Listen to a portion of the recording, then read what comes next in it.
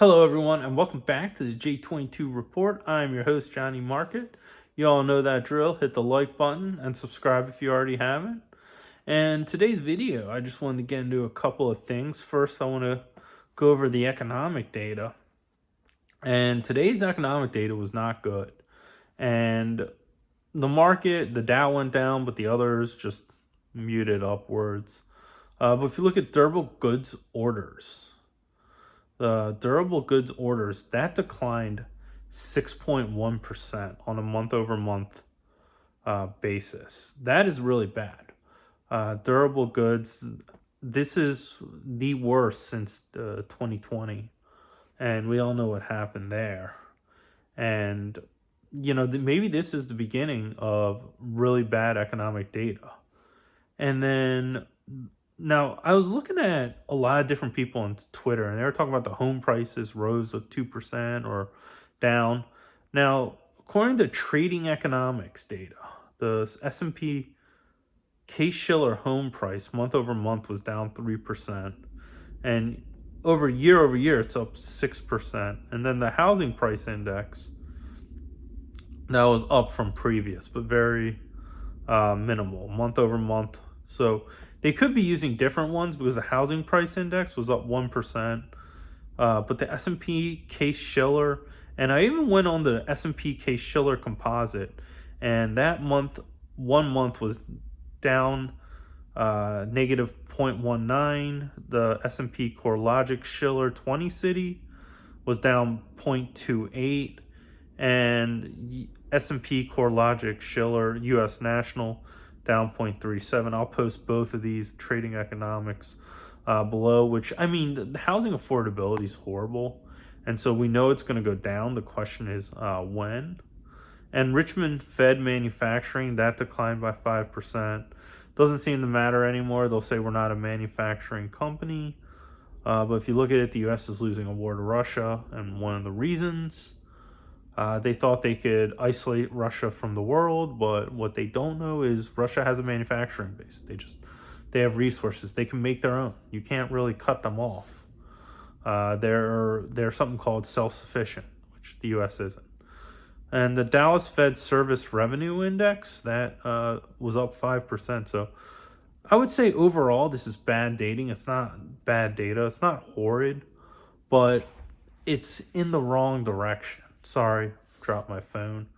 This is in the wrong direction, and that's not good. And that's why I think there'll be problems in the economy later, but not just yet. As you can see, it's just cracks, nothing to scare the bulls. That's the economic data. But if this data continues to decline, this is what gold needs. It needs a recession, and the Fed will cut rates because we're in recession. That's what's bullish for it. It's not, if you look at the history, I've done it many times. I'm not going to berate myself. It has to be the fear trade. That's what shows it up. So anyway, get back to Bitcoin. If you look at Bitcoin, that has gone up. It's really gone up. And this is in a bubble, and I think it will continue. It's going to have a blow off top. But I was looking at it on the 1 month chart. That's gone up a lot. And what else has gone up is the NASDAQ. And this is the thing. Bitcoin, when there is problems in the US, the economy, the banking system, Bitcoin's not going to rise. In fact, Bitcoin's going to decline. If you look at it, it trades with the NASDAQ. It is a technology play. The same reason why you buy Apple, Google, Nvidia is why you buy Bitcoin. It is not a hard currency. It's not a hard money. That's all propaganda. And the sad thing is it's coming from people who say they're independent and alternative, but they don't understand this. Bitcoin, it's not money. It's not a currency. It is a technology play. And in the 1930s, when gold and that's my insistence, where it's going to go to levels the diehards say. I don't think it will happen this decade. I think there is going to be one rise up to 25 to 2,800. Then we're going to have a deflationary crash. And that's what I think. When the facts change, I change. But yeah, when these banking problems come, Bitcoin's not going to rise with gold. It's going to go on a, according to the cycles, it's going to go on a 20-year bear market during this. It's not a hard currency. It doesn't trade like one. Even if you don't, it doesn't trade with commodities. It doesn't trade with commodity currencies. It's not going to rise with gold. It's going to rise over the next couple of months and have a blow off top probably. This is just my opinion, not investment advice. And the other thing I wanted to get into, which I was looking at, and this really had me caught my eyes. I was looking at Apple, and that on a monthly chart, that went from 190 to 182. It's up on today, but if this AI revolution's so great, why isn't Apple soaring? Apple's a technology company with phones and among other things. They should be doing well. And I was looking at Google. That's another one. Now their AI controversy. And I don't know if I'm allowed to talk about it on YouTube, but I think if you've been paying attention, you know what it is. Might have something, but Google, it doesn't matter. AI is supposed to fix everything. It's supposed to be a panacea. Why isn't Google rising? And it's because it's not a panacea. I mean, there's a lot of cost to AI that the market's not. And even Microsoft is around on a month chart flat. So it looks like Nvidia is carrying the market and the indexes, because how is the NASDAQ up 1,000, but Apple's down on a month, Google's down for a month, and Microsoft is flat?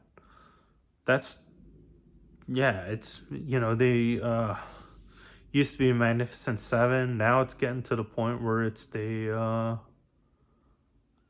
it's not even, I don't even know if it's the Fantastic Four. Let me see. I'm just going to look up Tesla real quick on a month basis. See what I have for this. At least Tesla's rising. So maybe Tesla is replacing Google. So, but it's looked like it's the triple threat, I guess. I don't know. So, but yeah, and the thing about gold is it's holding above 2,000. And I was in the gold market for a long time. I still remember 2011, it got to 1921. Hard cap on 2000. Smackdown, 5-year bear market. Then 2019 rose up. 2019, 2020 rose up. And there was a brief celebratory, but not able to get above 2,000, or even not even anywhere near anywhere above it. So 2020, and then it consolidated. 2022 went to 2,000, wasn't able to stay above it. And then in 2023, it started flirting, and now it's above 2,000. And I think as long as it's basing and holding, I think it will make that move. And then, in my opinion, I think it will make that move and then come back. After it goes up, it's going to probably come back down to 2,000. Just like what happened in the 2008 through 2011 bull market. What happened is in 2010, gold broke 1,000 for the first time, went all the way up to 1,900. And then that was a rip-roaring bull market. And then what happened? During the bear market, it came right back down to 1,000 by 2015. And that's what I sort of see coming. And I think it will, over the long term, double bottom. And then in the 1930s, that will be a bull market among bull markets. We'll see. Facts change, I change. But anyway, that's my thoughts for gold. I will post the S&P Schiller and the trading economics for you below. And just remember, hit that like button if you already haven't, subscribe, and I hope to see you next video.